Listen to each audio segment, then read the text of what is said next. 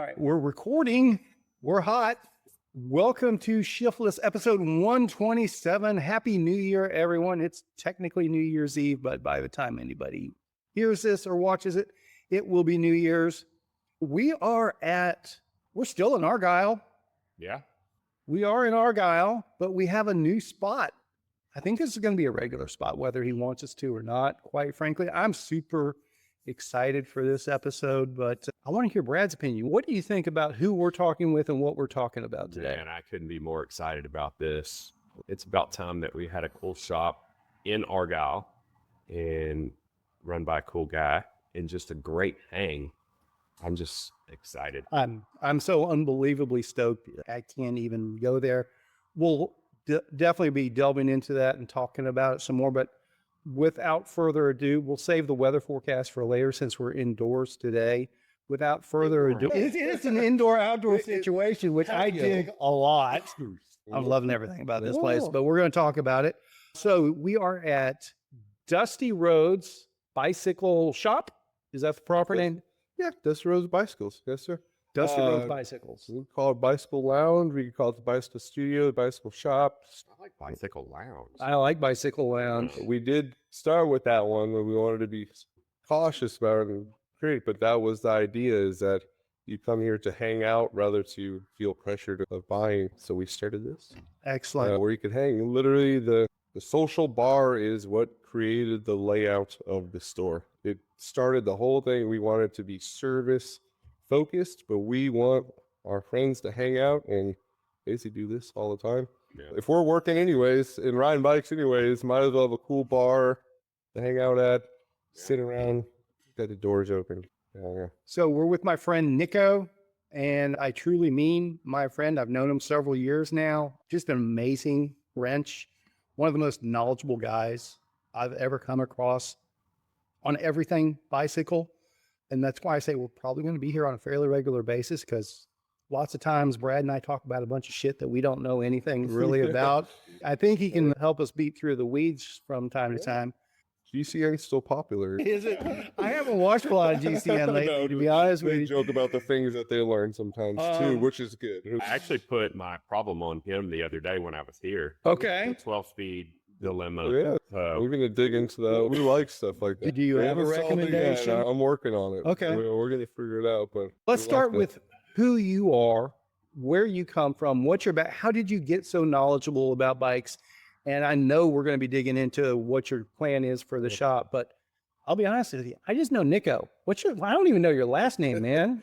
My name is Nico Smith. Smith. Wow. That's the easiest So possible, unique. right? There we go. I've been in the bicycle industry now, I could say 21 years. I turned 37 years old 2 days ago. I started wrenching on bikes when I was 16 years old, legally getting a paycheck. I started earlier as a young kid in the garage, and I was lucky enough to grow up with a shop very similar to like this in a small town called San Leandro, California, which is basically Oakland.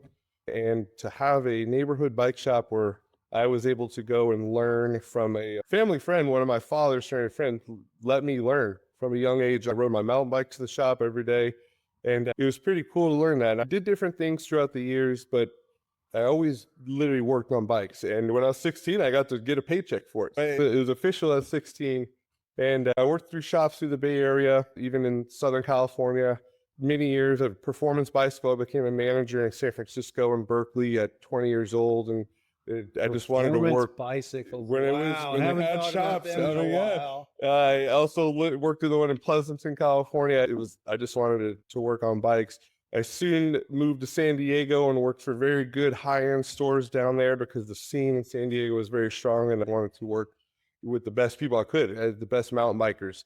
We worked at Cal Coast Bicycles and Bicycle Warehouse to the day. There's still existing companies that are amazing down there. And only gratitude to them for giving me the opportunity. And the big turning point in my life is I got to work for Shimano North America as a race mechanic from 2015 to 2020.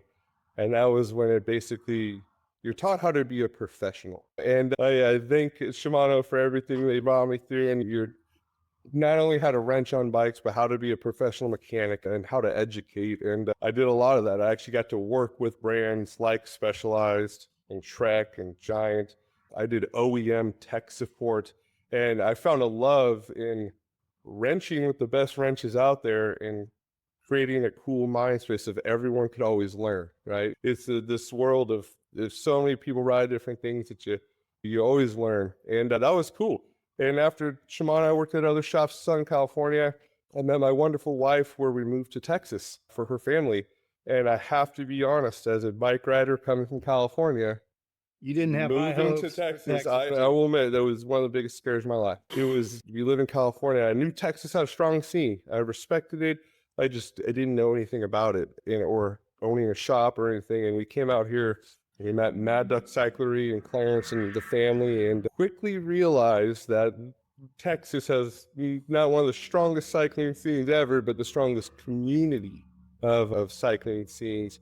And we were blown away. We found it home instantly. We decided we're going to live here forever.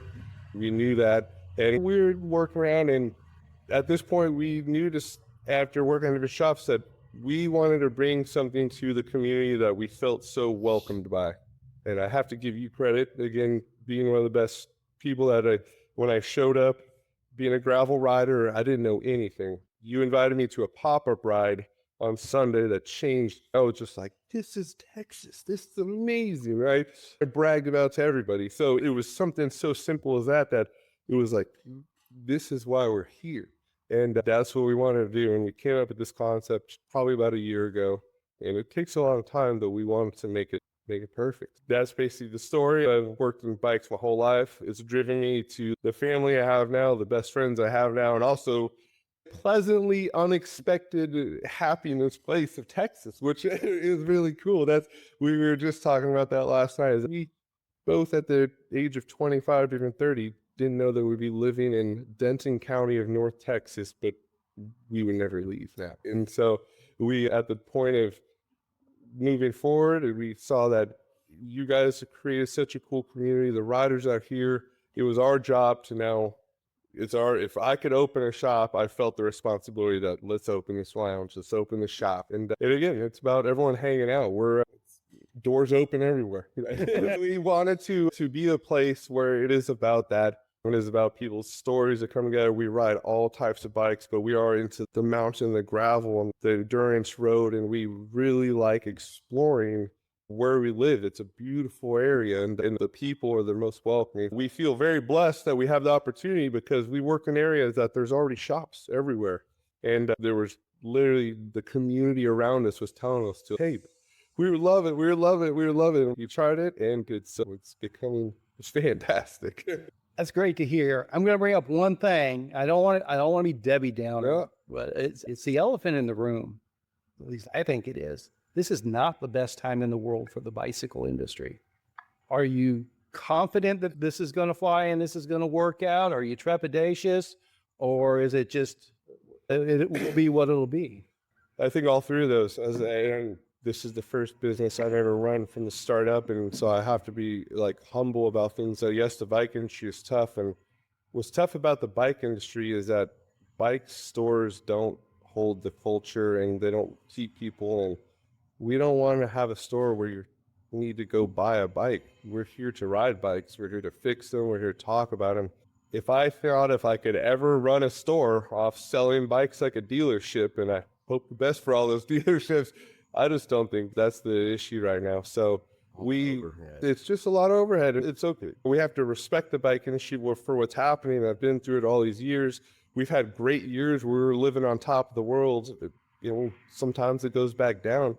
Good times, and I was blown away by the COVID boom. I was like, this isn't real, because I've seen bikes for 20 years before this. Yeah. The COVID boom kind of gave everybody a thing that, yeah, you could run bike shops, but that's not what the culture, that's not what the people don't buy a bicycle every 2 days. You can't expect to run a business off just selling that. You need to sell your culture, you need to sell your lifestyle, you need to sell the place that people want to go to. And I like to learn a lot from coffee shops and restaurants and lounges, that places that you don't just have product that people are buying, but you have continuous support. And that will drive a business, and that's what we're confident about. And it is a thing that I saw as a mechanic is people love wrenching on bikes. Everybody does. Even if we carry a space that's fun for people and you enjoy going to that, We are confident. And now we are going to have to learn our other ways of paying the bills. Absolutely. But it is a challenging one, and especially in this time. But I also think there's no better time than now when you see all this, because if you get on this now and if you could change it, Maybe coming in from the bottom sort of thing. exactly. And then I think it's fair to say we probably have somebody sitting here who's probably a pretty good expert on the Argyle cycling scene, the Argyle market.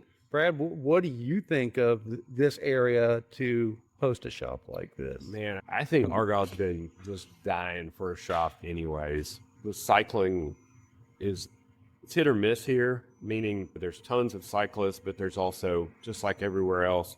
In fact, just yesterday or the day before, somebody posted something about cyclists on the Argyle page.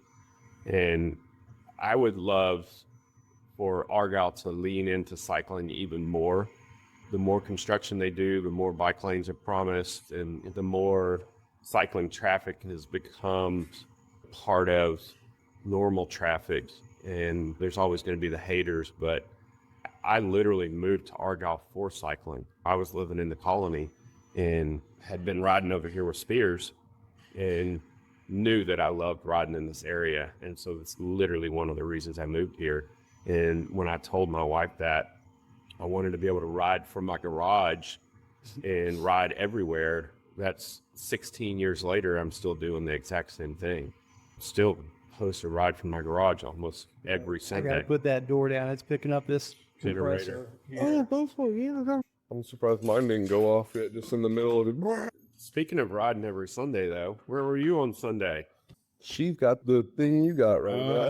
That's why I didn't get that. I literally worked the whole house, like, the day at the house, and so I had the bikes home. We had them all ready. Our Sunday went a little different than planned, but it's all right. So if anyone's wondering, Brad's not his loquacious self. He's still recovering from a bout with the flu. I was in bed for like almost 6 days. Did you guys go out Sunday? Yeah, I rode. Okay. Yeah, we rambled up into Denton, hit a little bit of trail, and then from Denton we rolled on to Denton Mountain Bike Trail, rode a loop out there, and then came back to East Side and hung out for a little bit, and then rode home. It was windy. I know. It was very windy, but I somehow lucked out. We had a tremendous tailwind on the way to Denton Mountain Bike Trail, and I thought, oh, this is going to suck coming back. It was just Vicky and I. And then on the way back, we meandered through the neighborhood, so it wasn't that bad. And then when I was leaving East Side, I was like, man, I'm going to have a headwind the whole way home. I didn't. The wind had shifted, and I had a tailwind on the way home. So I was like, I feel like I just lucked out. It's a pretty car. Old Chevelle, isn't it? Yeah. It's just such a cool area. I mean, You got a cool little spot here. Yeah. I gotta admit, we, being dorks of all the cool technical things, we knew about this spot because of Monkey Moto and R3 over there, one of the coolest hot rod shops. And I drove by it every day, just there looking, man, as a mechanic, like they work on some cool stuff. And Argyle has some, the thing that you think is that if the residents are bringing this type of product, Argyle people love their cool stuff. Or I guess Denton County. There is disposable income around here. There's no doubt about that. I can't say enough. Like Brad was saying, I made a joke when I moved out here to Texas. I asked my wife, I said, I would just like to ride my bike to work like I've done my whole life. I know we're moving to Texas, but if I could have one request, I want to ride my bike to the shop. And she goes, that usually doesn't happen in Texas. It's pretty hard to do that. And it was. We couldn't do it in Rockwall. You could ride from Argyle to Grapevine for a little bit, but we couldn't. And when we did this, it was literally based around that same funny joke of that's what we asked for. We want to ride in our neighborhood. You want to go out of your house, meet your friends, like your kids, hang out. And it's the funniest thing that you chase a dream off of a funny question like that. I just want to ride my bike to work. Even if it's 10, 20 miles now, 10 miles out here in Texas, it starts to stretch to safety, especially going through some places. So people do it, but we can't say how lucky we are just to have it here, because all of our friends, you could just ride from your house if you wanted. Yeah. Now we already puzzled out, because my first concern about this whole thing was, how do riders get here? Like, how do you ride your bike to this location? Because 1830 is not the best spot, but we've already talked about it and puzzled it out. And I can't wait to ride up here. I even thought about. Is Hilltop all fixed and going through now? Oh, Hilltop is beautiful. Okay. That's I honestly, whoever does Hilltop Road is what has made us comfort. That is one of the coolest roads that keep it calm. And It's a riding highlight it. of the area. There's no doubt about When it. we had friends, Both that- ways. yes. And I have to say, some type of like happy. Every time a friend or family comes out, I talk about how riders are riding on Hilltop.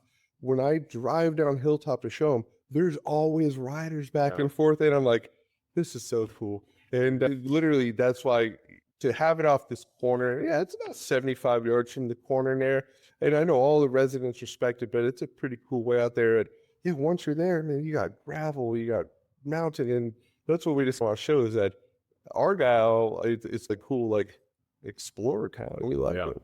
It's a good place to gamble. Yeah. Oh, Word is not going to stick. Praise to you guys for just finding that's what we love, and that's what just riding bikes are fun and going through different areas, whether it be half mixed track.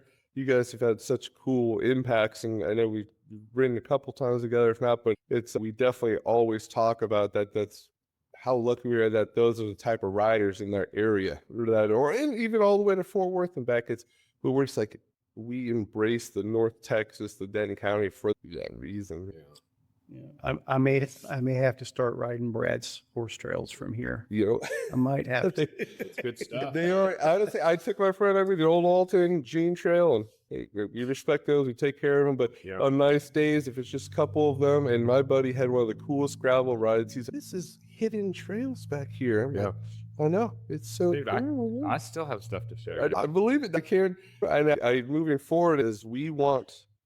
Our concept of this whole place is we want locals to show us how to ride.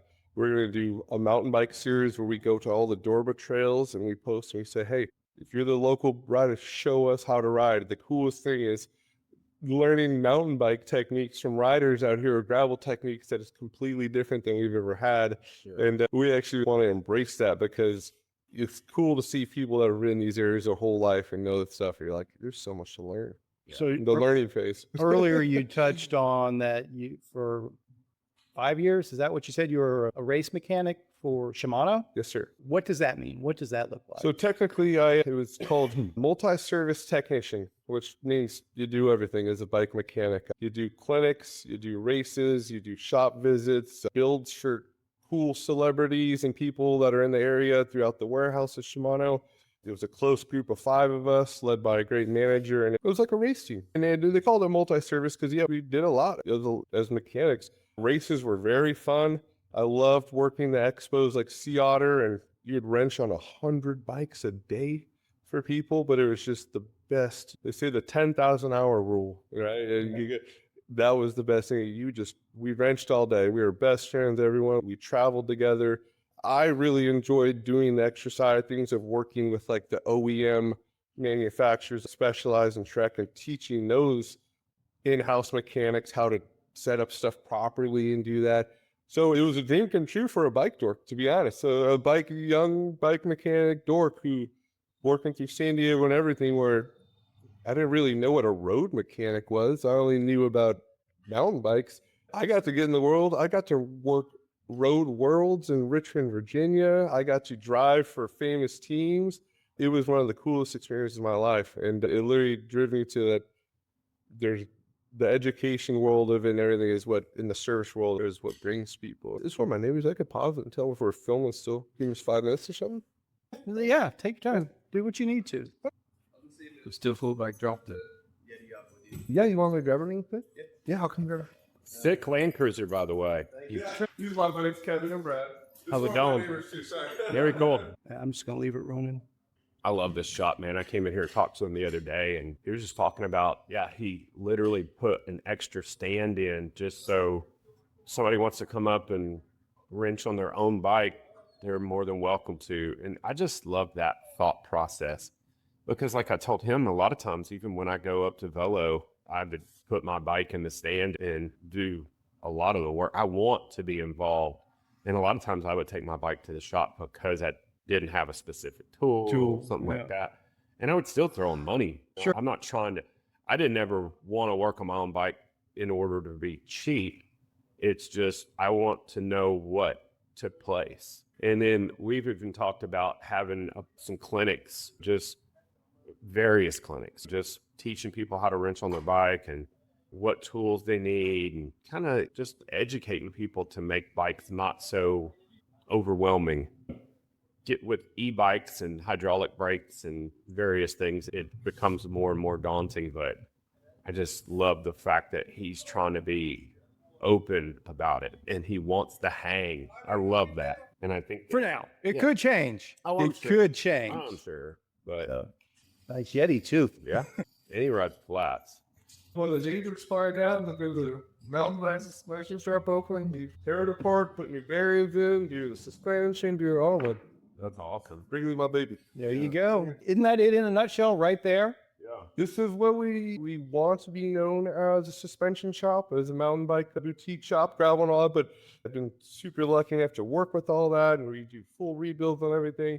We love working on linkage. We think that mountain bike should be taken care of just like any other one, and bike of that year even was admitted, I've never taken it apart. That's a 6-year-old bike. Yeah. Come on, Yeah. man. He is. It's important. But that just shows the neighbor's love. He's one of my great neighbors, Zach, and he heard about the shop, and he's been going to a few other shops for his name. He loves them all, but I'm bringing you a full project, man. Do whatever you want. You That's tear it cool. apart. I'm like, race ready. I'm That's so cool. I'm so excited. When Brad and I were touching on, he came by and chatted with you. I came by and chatted to you, and just your excitement is palpable and it makes me excited. And the direction you're talking about, working it up from the community as opposed to, I need to sell 8 units a week just to get by sort of thing. And I get it. That's the traditional bicycle shop model. Gotta respect it. Yeah. What I'm really excited about it, the potential of it is, if we're able to do things all together from the ground up and build that community and so forth, then it's not shoehorned into the existing business model. Like other shops over the years, they've all said the same, oh yeah, let's get people in here. But I've got 18 bikes lined up for service. There's nowhere to put them. And I just got 20 bikes dropped off. We got to put them all together. And yeah, maybe next week's and I get it. Once that established business model is there, you start disrupting it, it screws up their whole system. I'm excited by the potential of, hey, what does a community shop look like from the ground up? And I am too. And that's actually the coolest thing is I've been lucky enough to start from shops that were maybe they bought an old bicycle shop and all the product was there and it kind of already had this thing, but we got to start this from an empty gray box, and we get to keep working on what we want to create and drive it the direction that we want, which is definitely the hardest work I think presented towards us, because sometimes when you have a pre-existing bicycle company, you just go with it and they're all great. But I love some of these new modern companies out there like Angry Catfish in Minnesota and Regroup in Arizona that have created this bike shop scene where it's a lounge, it's a hangout, the service is phenomenal, some of the best mechanics, but it's not a dealership. We keep the dealerships out there, and if you're lucky enough to have a community, and that's why I respect those dealerships as some of those cities that you're in, you need that. Argyle, and they preserve that. Denton County preserves that. So I have to give it credit to where you're lucky enough to live. If you're able to see the audience and see we would only be able to open this to somewhere like this. And that's what kicked us in the butt in a good way, is that we had to pay attention to our friends that have been doing this for years, and that this is the only place you could do it, or one of the best places to do it. And we're excited too. It's going to be challenging, and we want it to be challenging, but we want to do it that way. This is a demo shop, so bikes are made to ride. We want people to come in and ride. If people are interested in getting them, you could get a new one, but we want to have group rides. We want to have people coming in. We want education. We want things to shop. We call it the toy store, the clubhouse. We're going to be here every day, 5 out of 7 days, but I would be here 7 if possible. But we basically say, if it's been that way since you've been doing this for 20 years, why don't we make it a place that we welcome our friends every day? And it's been like that. And we can't say how fortunate we are, because every day our local friends show up so far. Yes. That's great. I think I'm going to make myself your Monday monkey. Give me a key, hold down the fort on Mondays and get the community. We wanted to create a patio. We honestly can't wait till it's summertime when this door's full open and bring a grill out here. But The fire marshal permit that? We'll figure out the ways to do this because we are so passionate. I have to say that it's Forgiveness, not commitment. yeah, exactly.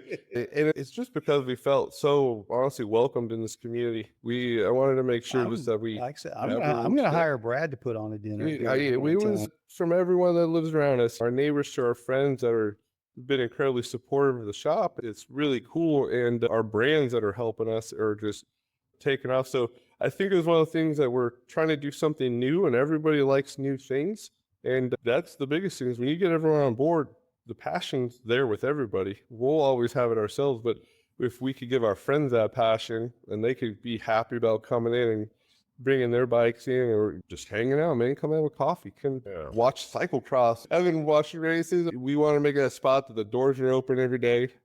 Come on by. I love the thought process of preserving the bike shop culture, like having the hang. I've talked about this so many times. As a seasoned rider, it's awesome to walk into a shop and then you can just feel the love that's in that shop. And then I think it's even more astounding for like a newcomer to the sport to walk into that shop. And even though they're not familiar with it, they can feel it. And it's something that they want to be part of. It holds us together as a community. And when you walk into a shop that has that, it just makes you want to be there. And then we've all been in shops before where even though you've been riding for 20 years, you still feel like you're not welcome there. And it's hard to put your finger on it, but they're not rude, but it's different stuff. And I reflect on it. And some of the stores are great. You got to have them, but like from the restaurants to the cafes, they all create that. And that's what gave us that feeling is that the people create that out here. You walk into Tractor Supply, they know our names just because we're around the corner and we're in the bike shop, which is cool. And we were like, wow, they are asking about the bike shop. They care how we're doing right now. We're like, that is cool. So it is purely every day, just like a high five to our neighbors. This is one of the coolest areas. And with the growth of Argyle and the surrounding areas, we hopefully keep it, but like you're saying, they're promising bike paths, which we're going to make sure to stay on those meetings and do that and stuff. So it's like, hey, if it's going to happen, at least let's like do it in the right way. We have the beautiful areas. People do being outdoors here. And it was blown away that around Argyle and all those places, people like, where's bike walking in? Look at you. Man, you're killing it. You stay busy out here. I guess I gotta say, I'm dropping one off for you too. my friends, the word of mouth, we've done light social media marketing, but I think with just the word getting out, again, community people are sitting online and they Google search bike shop in Argyle. And Google, thank you for putting this up there that quick. But it came out of nowhere. We had 3 people yesterday from the Specialized website, 1 from Google, and we're like, this is... That internet thing works. And yes, that's why we're going to do it. We are the local shop, but we're also going to make sure we have the online presence where if someone's, hey, I'm going to order somewhere, I can check it. You got to be linked into the modern world, but we can also make sure we keep it as classic as possible. Very cool. Let me help out really quick. Yes, sir. How are you? Freaking love this. It's awesome. It makes me so happy. I'm so stoked. I can't even begin to talk about it. Oh God, dude. If I could get rid of this call. I hear you. Is it still the flu, or is it maybe some of the mountain cedar mixed up in it as well? That I don't know. Mountain cedar's killing Jan right now. I felt so. I rode on Sunday. I rode like 40 miles. Felt pretty good. And then Monday, I felt pretty good. Just tired. And then I mowed like all day, just chopping up leaves and stuff. And I think that probably set me back a little bit. But then yesterday, I just felt run down all day yesterday. It was almost like a relapse. I was just lazy all day. I didn't even go ride last night. I was like, I don't think it's a good idea. You doing your shindig tomorrow? Oh, 100%. Okay, yeah. Making sure. Yeah, in fact, I've already got all my supplies and everything. And when I leave here, I'm going to put black eyed peas on the soak yesterday. I'm going to cook those today and then prep everything else. So yeah, I'm fired at. Good deal. I want to ride my bike. Did you happen to freeze my gumbo by chance? I didn't make gumbo. Oh, okay. I reimbursed everybody. Oh, I didn't see that. Yeah. I put a post up. I figured a lot of people wouldn't see it because once they bought gumbo, they just waited. But I put up a post and then I reimbursed everybody. I was so sick I couldn't even go grocery shopping. I was cooking. I didn't want to take the chance of getting somebody sick. I appreciate that. That's why I didn't pick it up. It hurt me. But yeah, I never saw a post on it or disappoint people. anything, but I get it. It hurt me to disappoint people, but at the same rate, it was the smart thing to do. No, I appreciate that. So, I'm going to twist your arm to make me some gumbo somewhere down the road, though. I will. We'll make it work. January is going to be a little bit busy, but and then I'm at fire cooking classes back up in February. Oh, are you? Yeah, I've had tons of requests, so can't not produce on that. I love the whole thought process. It's not. Oh, it's 10:09, so technically he is open, and he's already had 2 customers. Yeah. That's cool. Yeah, I Technically 3, but I haven't dropped my bike off yet. I can wait. I'm excited for the first time that I ride my bike up here, even though it's not far. I was thinking it'd be cool to have. Yeah. I've ridden my bike to other shops. It's more an adventure, if you will. Like A production. This will be like, dude, I'm just gonna ride to the shop and get a cup of coffee. Yeah. It's pretty cool. Pretty damn. I can't quite pull that off from my place on a hop, skip, and a jump, but it's what I'm excited about is that I've always wanted to do just a regular weeknight ministry ride, Yeah. and this is the perfect place for it, sort of thing. I'm tremendously psyched. It's you. How did he find you? Google. Gosh, man. I just asked him. I said, "How did you find us?" He goes, "Google." I accidentally closed my brake pads on my walking kicker, and I just Googled bike shop. And I said, "Where do you live?" He said, "Harvest." I said, "Thank you, Harvest." Yeah. Literally Harvest in Lantana and Pecan Square. Yeah.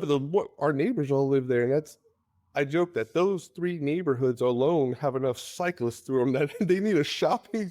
The first day we had Joey Pratt and his wife come by from Lantana. Yeah. We've had 5 people from Lantana come by, 2 from Highland Village yesterday. He's Harvest. Yeah. Like, there's tons of literally, I know that's what it just blows us away. And the coolest thing that it just shows that people that ride bikes that need help, like him, just simple thing. He said, "There's no bike shop," or he just joked. He's like, "There's no bike shop around." He's like, "I couldn't fix this." Yeah. And the reality is, and this is where I got complete faith in you, is it wouldn't be shocking for him to walk into some of the bike shops around and somebody imply, "That was stupid." Yeah. That's why, and again, I was just like, "Hey, man, when do you want to ride?" And he straight said, "I want to ride tomorrow. It's New Year's Day." Like, you could tell this guy loves his bike. Like, Yeah. He made a little mistake, but he needs his bike tomorrow. And he wants to start New Year's on a good foot. Get that bike right back to you, man. But it's just a hydraulic bleed, right? Yeah, we're gonna fix it up and its hangers. But I know I get it. Like, big shops get busy, and then that's why hopefully, again, this is all in a great partnership with big shops. We hope that they say that we need to help our neighbors, they need to help them, because sometimes when our local neighbors end up going to other areas, he even said he used to live in the colony. He's like, just so busy over there. That's an understatement. Yeah, so it is one of those, man. We wish we could and we are trying to give high fives to every single person who walks in, because to show what the modern world, if someone goes on their phone and types in bicycle shop sitting at home and Google gets us right there, it's man, whoever did that, thank you so much. I know my wife followed through all that stuff. Once all those 5-star ratings start popping up there, and even Specialized, like I said, we had 2 customers yesterday that were just shopping on their own at home looking for a new bike, and in the corner of the website it says, "There is a bike shop in your town," and they both said the same thing.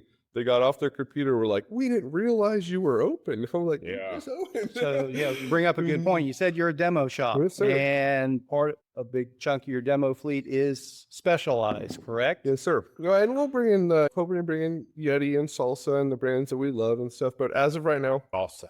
Yeah. I love all the brands. We've had great lifelong connections to Specialized. I grew up next to them in California, and I've had friends that have helped me through my industry to the point of getting me to the best networking possible through Specialized. And I respect all the brands. They all make great bikes, but I've always respected that if you look out for your friends and you help each other, and I really do think they make something really cool. So we all ride, and we like Salsa. I ride Yetis, but Specialized, and I will admit, being a new bicycle store, is that you have to look for help, right? You have to look for help that people that do this for many years. I'm going to open the door with you. You got back door guests too? Brands like that. Hello. Brands like that they want to help these pro shops. So literally while people are shopping online, like our rep has already got us on their website where if someone's sitting at home and they're in, even in our North Texas area, they could see that we're open now. Hey, the demo wife. And Bomber. I don't think we've met. Oh, yeah, I'm Becca. I'm Kevin. It's nice to meet you. Very nice to meet you, finally. Either I'm Brad. Brad, nice to meet you. Nice hat. Yep. Yeah, Thank you. Thank you. How are you? And this is we're doing great. the brains behind all of it, to be honest. Like I've We're been saying. so happy y'all are doing this. Oh my We gosh, We're so happy to be here. I'm so stoked for So y'all. dogs are too. Oh, we're just missing Leonard right now, to be honest. I know. I thought about bringing him, and I was like, it would be chaos. It would just be My pee dog. everywhere like last Yeah. summer. It's all right. He is a little over a year. He's about a year and 3 months. He was awesome. He's a big boy. This but is why I need. This is why I need to get Ellie sorted out. 'Cause I want to be able to bring her here Oh, too. and let her, like, because even if she tries, these dogs are all in a friendly way. They're all good friends. Wasn't sure if you're still recording. But we are. No, it's all We right. I brought Leonard up here the other day to hang out, and it was just utter chaos Oh, really? in the best way. And like I said, Bomber, I blame it on Bomber. He peed on everything because he was trying to be macho. And he was just like, but that's what it's like. If you're welcoming new friends at the shop, right? They play for Yeah. the doors open over there. But so yeah, and the demo bikes is we plan to have demo bikes of the bikes that we ride. Or more of the bigger questions. The mountain bikes by far are the biggest demo requests. So we do have a fleet of Turbo Levo 4s from Specialized for people to try. The demo works it's $100 for a 24-hour window. I say 2 to 3 days. We want you to ride that bike 2 to 3 times. You could take it to your local trails. You could take it anywhere. If it's a gravel bike from us, you could take those out. That's why we want to give you a window. If you wanted to go to Arkansas for the weekend or Oklahoma, like take the bike because that's how we ride them. If you're just looking to rent it for the weekend, $100, that's awesome. Have fun. We'll set you up. If down the road you end up buying a bike of any brand, the $100 obviously is subtracted, or however many demo bikes you go through. I've helped manage a few demo stores through California, and it really is one of the coolest services that people look for. And that's what helps. You're never pushing sales of bikes down people's faces. You're just saying, try this, have fun. I don't own an e-bike myself, but I will take an e-bike out every single ride with friends because it's one of the funnest things out there. That's been one of my biggest struggles as a bike customer. So try it. It's almost impossible to actually test ride a bike for real. And I would say it's impossible to almost have every type of bike to test ride. Yeah, And so getting in the demo world, that is the biggest thing is you'll think you have all the bikes that people want, and then you'll still get the calls for things like road bikes or this. And it's like, I wish we had it all. I really do. So what we're aiming is that we want people to ride everything, and hopefully we get to that point. But starting forward is it's mountain and gravel. Like That's all you need. yeah, That's all you need. exactly. We want to show equal love towards normal bikes and e-bikes just because we see that the world of e-bikes is helping riders enjoy the experience more. Yeah. Our Turbo Creo gravel bike is one of the coolest things because it's such a normal gravel bike, but it allows a rider to enjoy it more. So we have manual bikes and in e-bikes, but that is the process. And we will bring in other brands of Salsa, hoping to get a few of the new ones that they're releasing. We already know about. We love Salsa and probably a couple Yeti e-bikes. But the whole thing is that is no pressure to buy one. If you honestly have a friend or a family member in town for the weekend, or you want to come grab one, you just want to have fun, that's what we want. We wanted to have that like garage. Yeah. Come ride a bike. Because we do respect them all in all that ways. We try to equally ride our own bikes, but we want to give that place where we could answer the rider's question of like, how does that new bike feel? Like, hopefully we have. And then of course we'll rotate those. People are always interested in e-bike or demo bike purchases, and you get the new one and rotate it. So that's our concept of how we keep the fresh on the floors, that we'll all ride them and all have fun, and then we'll get the next fleet and move them on. But at least it could create that ability for someone to just answer that question. Yesterday, a customer just wanted to get sized. I pulled the S4 down, he able to ride it, and he wasn't able to do that anywhere. And I was like, that was an easy question. Hopefully it works out. That's going to be a good driving thing, and at least the bikes that we're going to ride will help us turn that. Huh? What's the one thing or the biggest thing that you're not able to do yet that you're wanting to do? Or are you able to do it all now? No, never. That's and that's a great question. I can't say that we haven't reached the need that I'm missing anything yet. We are overwhelmed in a happy way by the support already.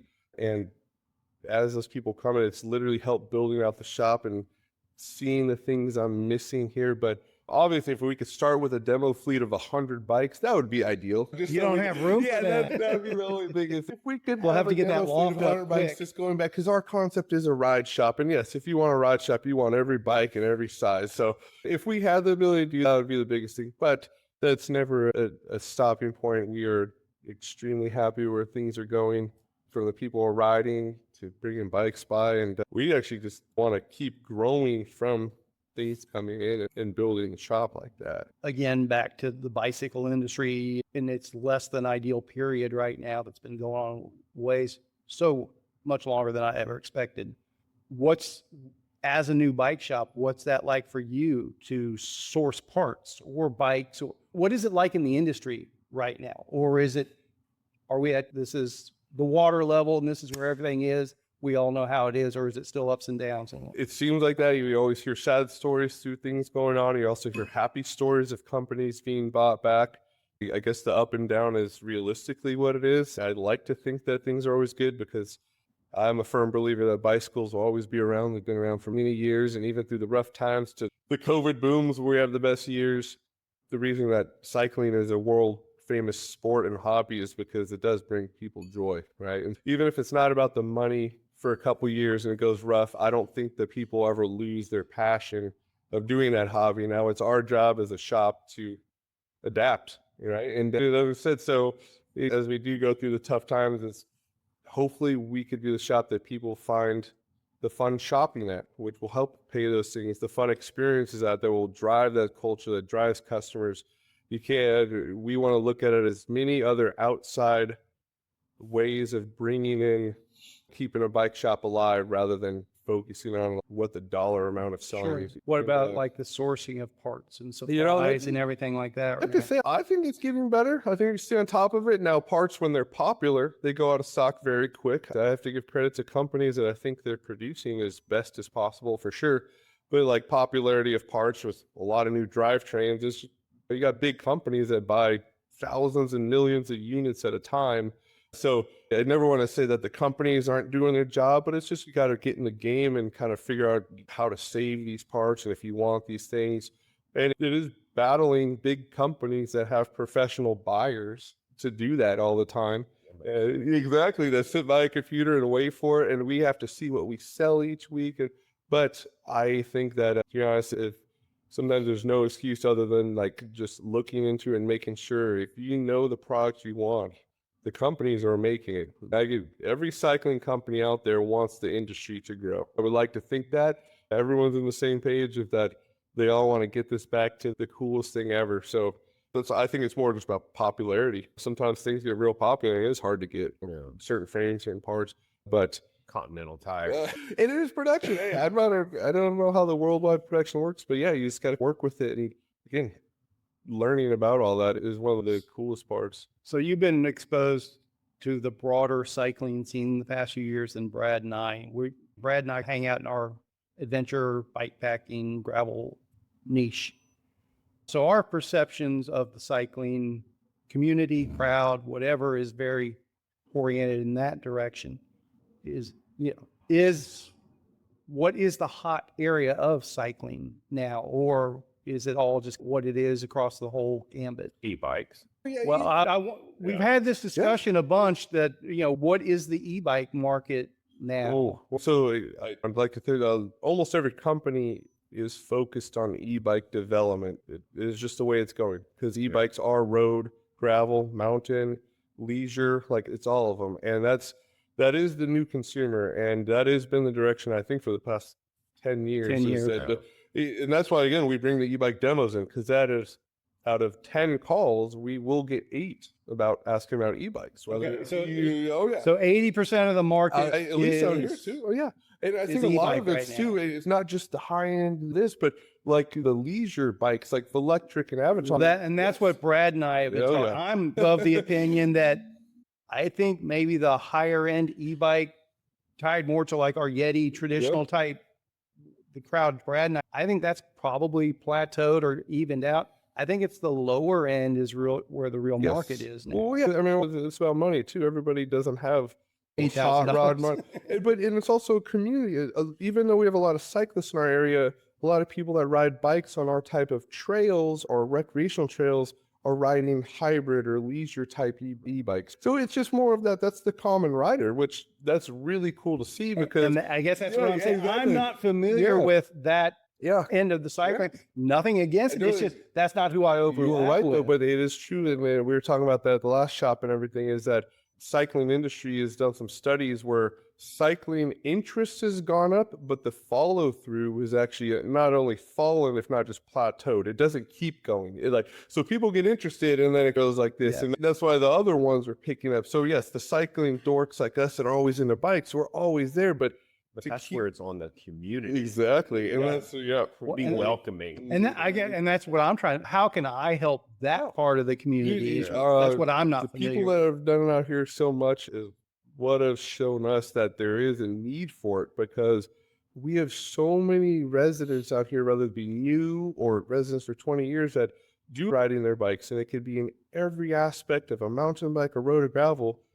They've never had someone just to help them out here, and it's a hassle to drive 40, 50 minutes to go somewhere to get turned around for 2.5 weeks to do something like that. And so we literally have to say that we were blown away by knowing how many people already rode out here, and it's that area of like that.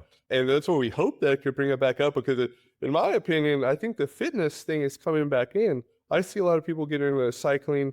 The past couple customers, we talked about mountain bikers. They have to mountain bike to keep in shape. They have families, they don't want to ride the road. And so not all of us are just bike dorks about it. Right. It's the fitness aspect. And I think in Texas, I go back to that, I give the Texas endurance fitness scene probably one of the most strongest scenes I've seen throughout the States. And when I was leaving California, talking to some companies about coming out here, Texas and Washington State were the two places that That's- companies are focused on. That's Yep. that's definitely been my experience Yeah. over the years. It's because people are moving out here. We have so many people move out of here that are experienced cyclists that now live in Texas and that have been racing for years or riding for years. And Yeah. now they just happen to live here. And it's like, Texas really does actually, hotter than hell.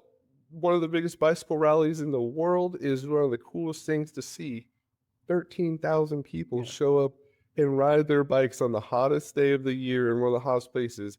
It's like Texas has a scene where people do it because they want to get that endurance, they want to get that fitness, which that's what we're about it. I think the year-round riding capability has a lot to do with that. Yeah, even if it's cold, but it's beautiful out here. And Cycling's one of those things that's rewarding all the way around. Like from an individual standpoint, like going on a ride, doing your personal best, going for your longest ride, just that sense of accomplishment. But then there's also the community aspect, the friendships that are formed around bikes, around bike shops. And then there's that, just the pride and ownership and getting that bike, your dream bike. And there's just so many rewarding aspects of cycling. And I think that's the biggest draw that some people stumble into bikes and don't even realize how rewarding it is. And for a lot of people, myself included, it turns into a lifelong obsession, and it continues to reward all the time, And it is true. I hope a lot of people say, I've met a lot of people that come from different aspects that start riding bikes, and they say that they felt better mentally, they felt better physically. And I'm like, this is why I did it too. I grew up as a commuter in Oakland, California, San Francisco. I wasn't a racer. I rode bikes to get to school, to college. You find this sense of friendship with people, and then you get this, and it's a hobby you could carry through everything, because it never really takes over your life too much. It's always a positive thing, right? But I joke is like, the cool thing about owning a bike shop is that we're not an insurance company. Every customer that walks through that door is in a happy mood. And that's it. Many people that open businesses sometimes have that risk of your work with customers that are not necessarily wanting to be there. Luckily, I found the passion that we want to build a place where people want to be there every day. We want you there, and that is out here, and that's what they have. I was blown away by the Texas community, and again, we keep it. When we came out here, when we saw friends that welcomed us on rides every weekend, just showing us things, I was like, and I still tell us to my friends, these are some of the most die-hard riders of all ages, of all aspects that I've been in many states. And it's a thing that's just people find that, right? You guys put miles in out here. Some of these events like yours, the Rat, Race Across Texas, people don't do that anywhere else. These things are just super cool to see them. Like, this is amazing that people do this all the time, and it's just part of their life. And it's because you get to explore, and it's that's why we're out here. It's a joke, it's the Wild West, but it's like, you take you back to that. Yeah. So do you have a long-term objective for all this, or is it goes where it goes? You know, as a natural person, I will always hope things go as way. I'm a firm believer that's what, but our objection is to be the premier service shop of North Texas. We want to be known as very professional in all aspects, but the biggest community shop. We want people to be able to come learn, to come work themselves, to feel at home anytime. You guys come do a podcast if you need a place to be. So our objective is to be that, I guess we keep calling it the lounge in the clubhouse, is to be the best one where every day, no matter what's going on, we'll be there. But coming from the service aspect, my goal is to drive education through service to the highest service possible out here. I really like keeping things to the best condition, and hopefully a lot of riders will see that we can provide that here, and it's a fun part of the whole bike thing. But we have to naturally let things happen, because that's how we came up with this idea. And to be like humble about it, you have to let that do. And so our drive is to be at every local event, be friends, show us how to ride, come work on your bike here. Basically, come hang out at the clubhouse. So you're obviously service oriented. So you offer a menu of services, right? Tune-ups and like flat changes, Yes, and sir. wheel Yes, sir. do you do wheel building? Yes, sir. And then I know you said suspension. Yes, sir. You're big into suspension rebuilds and tune-ups and Yep. and servicing and preventative maintenance, and you're wanting to be absolutely 100% full service. So Aiming for it. I think it's It's going to be fun. It's hard work, I will say, and we definitely, as you grow, you have to have a good team. So we want to gain people, and we want our friends to come help. But sure. coming from the world of that, your bike does work the best and enjoy it the best when you take care of things. A lot of people that get these nice road or gravel or mountain bikes aren't just educated about the things that need to be taken care of. And we're not Right. going to overdo it.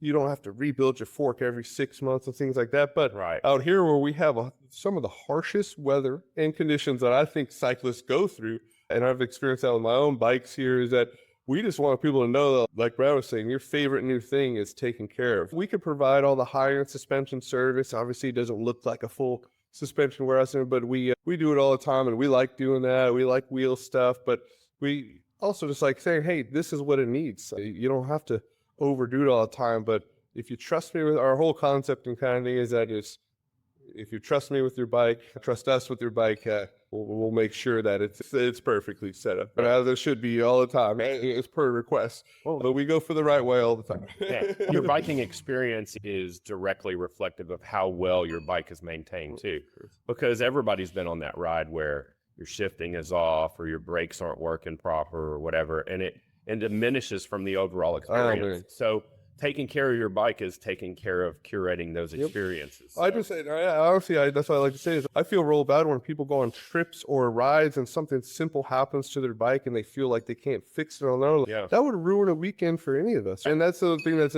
sit at heart is like, we want people to know that you could fix this, or now if it's a big problem, yeah, come back, we'll take care of it. But we want you to know how your super nice bike that you love works and how things can be fixed, and we'll always be there too to help. But I think that's what drives the experience better, is that if people do have these fun weekends on a very fun demo bike or their own bike and everything works perfectly, you have a pretty good smile on your face at the time, rather than being mad from a simple mechanical or something and you have to go somewhere. So it's our job to basically make those processes and experiences as best as possible, hopefully, on top of everything else. So you are a new shop. How new are you? How long ago did you open? So we officially opened the day of Rudolph's Revenge. Saw December 14th. And today's the 30th. Yeah, I have to say, I know. It is new. Yeah, we aimed for as quick as possible. We wanted to be open the holiday times just for people to have a place for the holidays. It wasn't about holiday sales to us, but it was more about we wanted to a place that we were going to be here for the holidays. It's kind of like we're all riding our bikes. We knew it was fun. If we could at least be open during the holiday times, and we were, and I think Real Revenge, a lot of friends saw it. But to be honest, it's only been about 2 weeks. We plan to have a grand opening into January where we're going to have a food truck, where you're going to have hopefully some of our bike vendors out here, have a day at the shops. We have to say that we're still just in the soft opening phase, but by the community support. Don't do that on Texas Chainring Massacre. Yeah. Oh no, we'll be there. Oh, trust me, I've already been texting everyone. We'll be set up, and You keep talking about not everything's here. I'll be honest with you. For a shop that's only been open 2 weeks, this is like one of the best equipped shops. Dude, have you noticed how many tires are in here? Yeah, that's one. Okay, so what you have in stock now, brand wise? Obviously, you talked about Yeah. Specialized for the e-bikes that you're carrying right so right now, Specialized in Velectric, and Velectric is a different level of a brand. They're much more that consumer Consumer e-bike, level, kind of talk throttle, pedal assist. But that's what we have a lot of clients or audience out here for that, for those people that have RVs and campers and things. When it comes to the normal bike manufacturers, we have Specialized right now, and we'll have Yeti e-bikes coming in. Salsa, we'll have more of their manual bikes just because we're huge fans of those ones, because we want to keep it equal. But the Velectric, we wanted to make sure that people have demos of electrics. Those things we get calls all the time about. Those are super popular, and they're actually very fun to ride. Like there's a hunting bike. If we had property out here, you could take that riding around, and rather than an ATV or whatever. So these things are super cool, and we honestly dork out about them just as much as the people that want to. Okay, so along with, again, me not being familiar with that market, that consumer sort of thing, what's the range on one of those, and can they put up with single track, or do they need to be tamer? Or Yeah, those are definitely more like the consumer type riding bike, where the leisure, like you could take them off road. They have a 75-mile range on their batteries. so they can do 75. Oh, yeah, they're obviously much heavier. Those are 60 to 70-pound bikes. Some of them are 45, the folding ones. Fair to say they would be very comfortable on gravel. I would say, let's say something like the Net Trail, maybe like where you don't run into like single track gravel. They do have a mountain bike version called the Summit, which you could absolutely take on mountain bike trails. And I've actually seen a few people ride them here at Nob Hills and North Shore. So they do have the offerings of that. People that are riding those type of bikes, what does their riding week look like? Or is everybody just completely different? I think the people that buy Velectrics and the riders that buy Velectrics is much more of that very casual, going for a bike ride to enjoy the sunset, to ride around the block, to ride around the RV park or stuff like that. The customers that may want to try like our Specialized Creo or the Levo are going to be like the riders doing the spin-a-shoe rides, doing these adventure ones, because those are more of the cycling bikes, the bicycle bikes. I get that. And it's when you talk about that 80% of the Oh, market, totally. I'm not And familiar that's what the with. new thing is. I saw this in bike shops, is that you have to embrace the new consumer. Sure. Because to be honest, if Because you got to pay the bills. we all ride bikes differently. If you were to walk into the neighborhood of any of these neighborhoods right now and ask 10 of the families what type of bikes you'll probably get 8 out of 10 that look at those as more of a welcoming type bike to ride, more of a like they could get on it, they could pedal it around. We've grown up riding bikes our whole life and can control them and can move. And to new people that see bike riding as enjoyment, it really is. It's not every. You got to be as cautious as possible. Sure. And I enjoy riding those things. Again, when we were hanging out in Grapevine, the bike paths around Grapevine, those are awesome. You cruise around. If you have a city to live in like that, you could even around here, you could ride to your local restaurant. You could come back. So to be honest, I think they serve just as a cool purpose as some of these other e-bikes and higher end ones. They're just not in the world of the cycling brands that are up and down right now. They're in a more of a consumer world, electronic world. Yeah. I'm seeing Ergon stuff on the shelf here as well. So are you you're an Ergon dealer? Yes, sir. We wanted to carry all the products that over the years as we rode mountain, gravel, and road, we found brought a benefit to someone's bike experience, whether it be comfort or cool product or things that were the hottest ones. We also want to work with all the brands that are the strongest in the scene. I think everyone needs to be comfortable on the bike, and it's one of the most overlooked things, especially in mountain biking. A lot of road riders know to get fit, a lot of gravel riders. But in the mountain bike world, you got a lot of people just get a bike and go ride, and they complain about their butt hurting and stuff like that. That could be fixed. It could all be fixed. Right. So we honestly wanted to put the products here that if we walked into our own garage or our own toy store, it's the things that we've chosen over the years, we've ridden, We like to hear reviews of people specialized in their body geometry. Program is some of the best saddles and clothing out there, and I've seen that for years, and that's what we're very excited to carry them. But on the side of that is we love brands like SQ Labs and Ergon, Wolf Tooth. We want to carry all the ones that really, you guys have stuff on their bike, right? And I've seen it. We all have Wolf Tooth. So it's about, I even told this to my, I won't buy product just because we had it. We buy it, we sit down there and we look through the catalogs and we literally dork out of, man, I love those scripts. I love that seat. That one was really cool. This one fits this. So we go by recommendations. We go by what people like, but we also wanted to create the product that over the years of going into shops out here, the ones that people don't have at the shops, because unfortunately, a lot of those big shops are forced to buy their in-house product, which is fine. They're all great stuff. We have the ability that we get to pick out our product and bring the local stuff. We wanted stuff to make people feel good on their bike. All of us like comfortable things, and every part of the bike could be changed, and it could be set up so that you're enjoying it. And like I said, if we wanted to create these displays to look as if you were walking through the shopping section, you wanted to create fresh product in your face, and our concept is no back inventory. We want the cool stuff, and work with the local brands, work with the brands in our local catalogs. Yeah, we like it. I mean, honestly, it's hard to choose stuff sometimes because we're supposed to sell one product, everywhere. You tell us it's hard to do that. We love working and seeing how each person is like, hey, this one works better for you. This works better here, and this and that. And like this cyclovation tape, the one in the brown box is some of my favorite.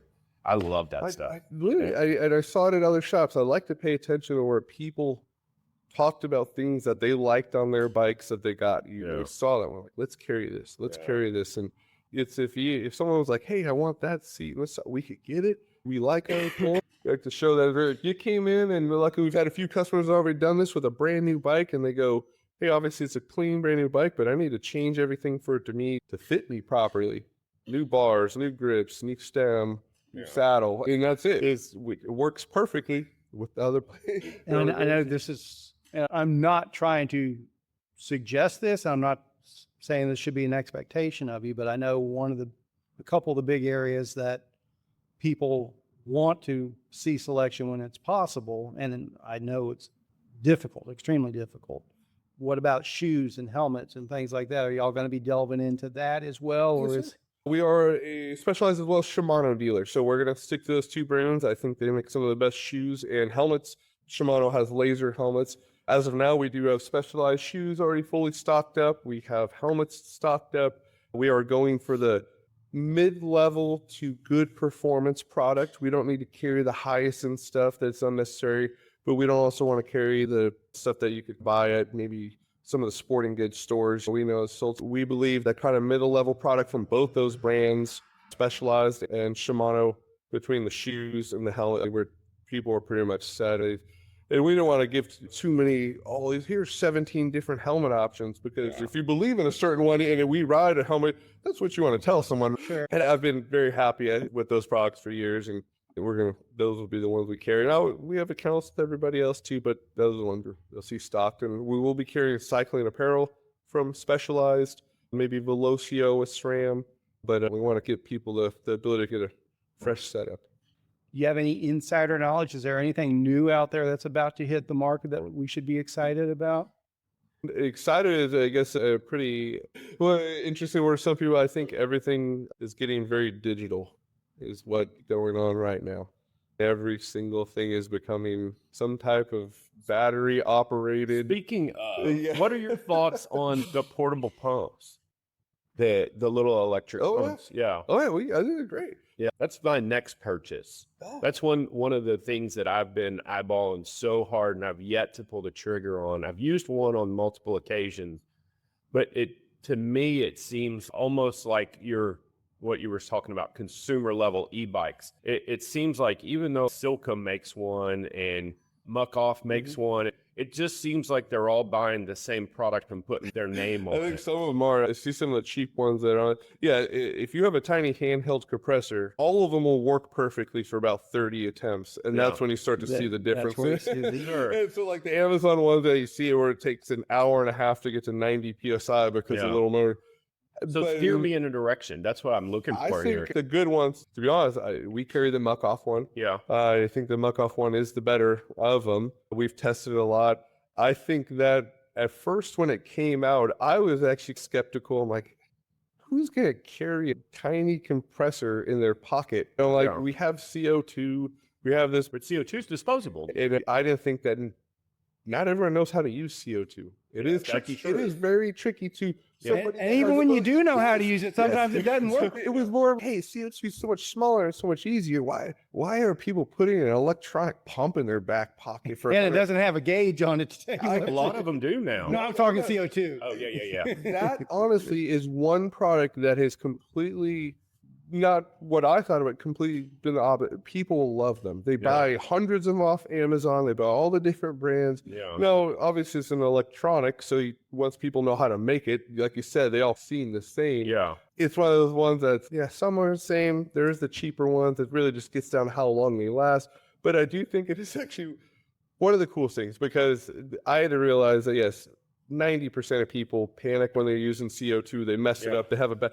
That hand pump has allowed people to just air up the top. Yeah. And that's one of those products that I didn't see coming. And it's like all of a sudden, like in the last probably 2 to 3 years, they're everywhere. Yeah. And yes. And that's why it goes back to everything digital. Who would have thought 5 years ago when we were carrying our favorite hand pump, right? Yeah. Even before CO2, like already 10 years ago, now you have a tiny little box that can inflate your tire to 60. So that is exactly what I'm saying. That obviously the advancement of how everything in digital technology is insanely cool. It is coming into the bike world. Yeah. You have digital shifting in the most affordable that it's ever been. Companies don't even want cables anymore. They're making it to keep it, but they want people on there. You're getting entry-level road bikes that cost $3,000 to have Shimano digital shifting on it. That used to be a thing that was a $10,000 item.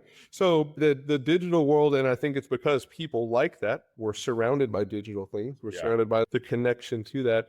But that's the biggest thing is the e-bike development's been digital, but the digital integration of shifting, power meters, pedals, sensors in your bars, sensors in your wheels, Sensors in your shock. the sensors in your shock. And some of these things are some of the coolest things that you're like, if this has happened within 2 years, what is Yeah. So I think that's why we have to embrace it. We want to be known as one of we know e-bikes are getting to a point where we have to take that motor apart and fix something in it. Yeah. Yes, we want to do that. We like it. We're educated and we know how to do it, but this is where the bike world's going, and I think that's the biggest shock to me, and I think that's what to expect anyone to see is this.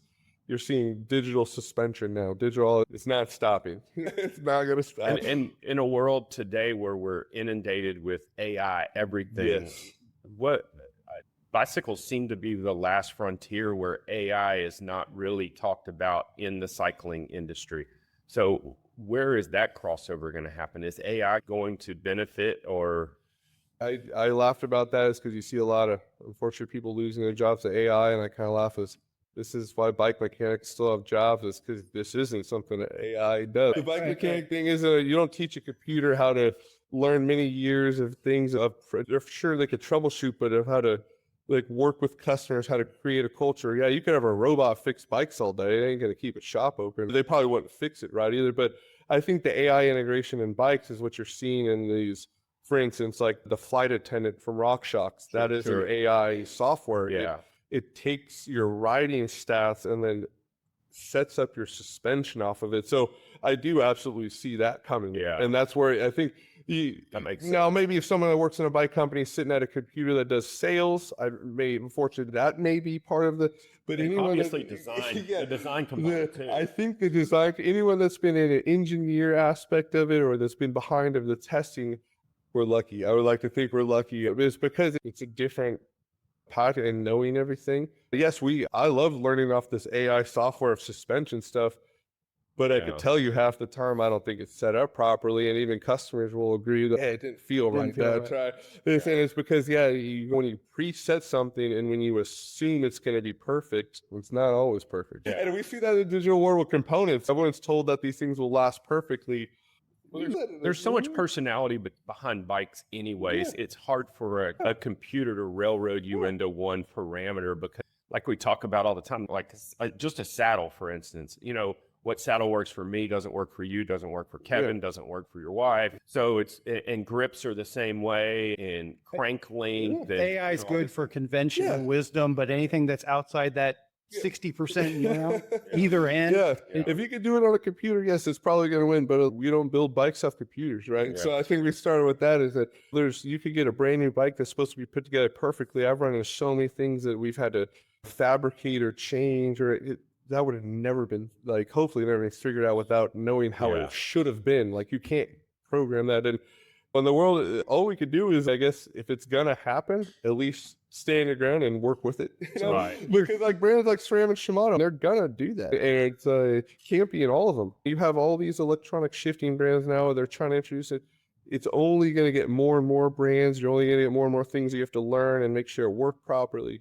So if it's going to happen, at least do it. You're touching on some stuff that, quite frankly, ever since I've met you, it's just been, I've been ultimately fascinated by. I've touched on it before with Brad, where your knowledge you're the Wikipedia of bicycle knowledge of anyone I've ever known. And particularly these days with all this other new stuff coming into the industry, how do you stay on top of everything? There's stuff these days, it's got to be almost impossible to be a bike mechanic because everything is different than it was 10 years ago. You have to be a nerd. You know, You have to be an ultimate nerd. I will say, I think How do you stay on top of it all? I can't say I do. I can't say as a mechanic, I think it's been my role that I have to at least stay on top of that. I fall behind a lot of the retailer stuff and actions I need to focus on now.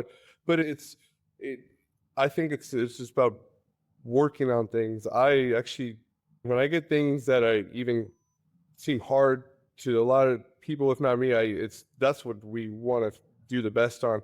And I can't say that 20 years I was able to work on bikes when they were cable actuated brakes and touring steel bikes. So I think it's the coolest thing of learning all the knowledge throughout the year and honestly learning and working with people. Yeah, you always learn. I think that luckily I have a mindset that maybe worked with the career I chose, and I do retain a lot of the technical knowledge because it's what I care about. I know it's going to be my job every day, and it's something that I hope to keep that knowledge of. And there's many things that I could learn aspects of. It's one of those things that I actually give up to other people that when I hear stuff I don't know, I will 100% admit, like, I learned from them. I man, I didn't hear about that going on with this company that I know, or I didn't even hear about these new products that came out. Tell me about it type thing. And I actually, anytime I get the chance to catch up on stuff, I try to, but I think experience is the best thing, and just retaining that and working on everything. We stay open-minded. That's the best part. Very cool. Very cool. I'm so excited for it all. I can't even put it into words myself.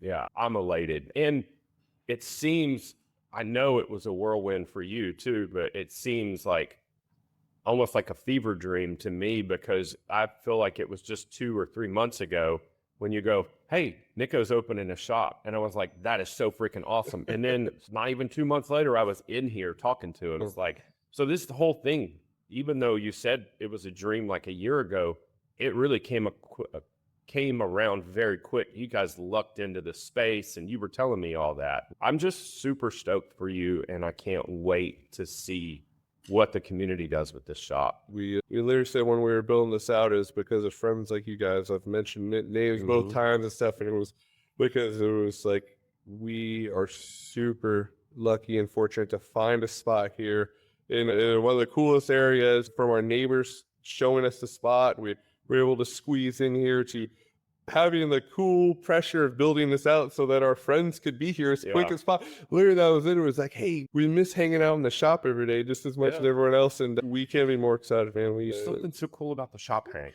It's literally every day, if we're going to be here, like, when our friends be here, we wanted to build it like our garage, our patio, our type thing. And or at the clubhouse. And as the weather gets warmer, I guarantee you'll just start rides out of here.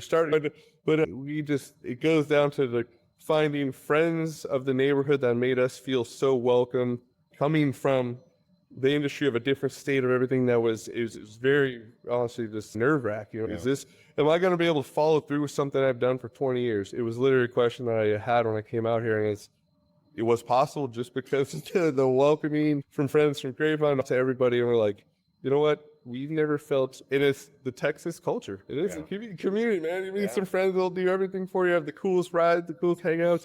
We're like, let's make a shop that way. I think you've positioned yourself We've properly. tried to, and it may create a little harder work, but you know what? I'll just rely on you guys a little more. I'm going to be a pest here. There's no doubt that's not about it. fact. All right. Anything else to throw into the mix, Brad? Man, I'm excited for you. I can't. I've got a say it. movie for you. Oh, please tell. Pagonia.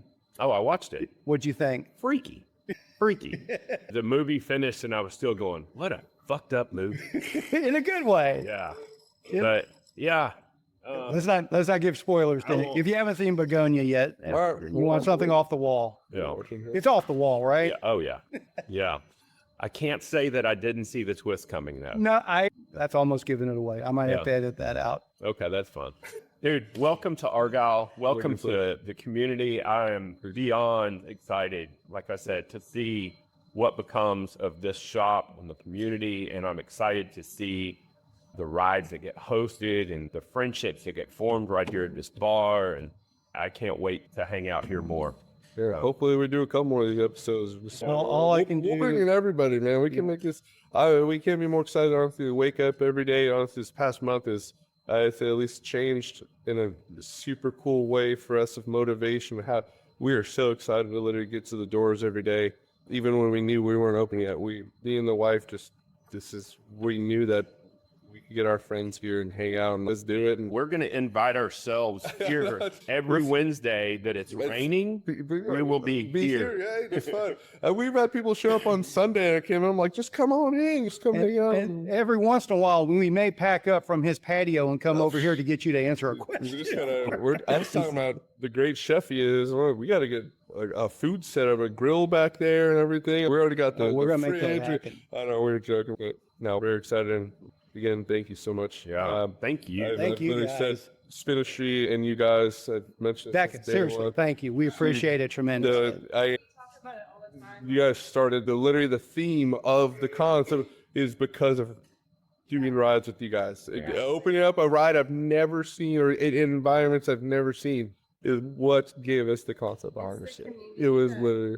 That we found Yeah. people's passion for bikes. Like Nico loves bikes and finding people that love riding bikes as much as he does. And it's been the friendships that we've made that people have encouraged us to open up this passion project. It's his career. His career. He's so damn good at That's what he passion. does, and to be able to just open up a place that our friends and family can come in and then cater to our community, cater to the dusty roads out here, and just make sure everybody's bikes are like Nice. Stay busy. It's all about keeping All it right. going. Brad, Best of luck. send us off, sir. I think it's a beautiful day to go ride your bike. I have to prep, but I may still get a ride in because it's so pretty. It's gorgeous. Happy New Year, everyone. Thanks so much. Speaking of prepping,